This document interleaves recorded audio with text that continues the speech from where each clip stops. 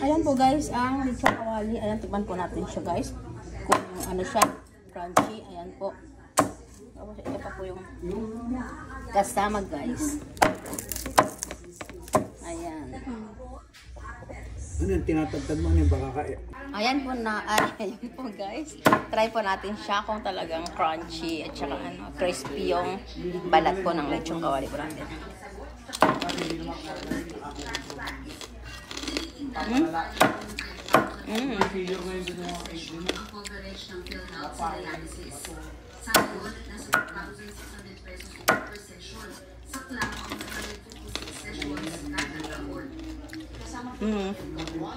Sarap eh.